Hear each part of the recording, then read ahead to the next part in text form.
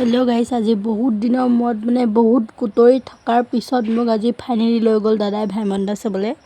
চাওঁ বলক একেলগে।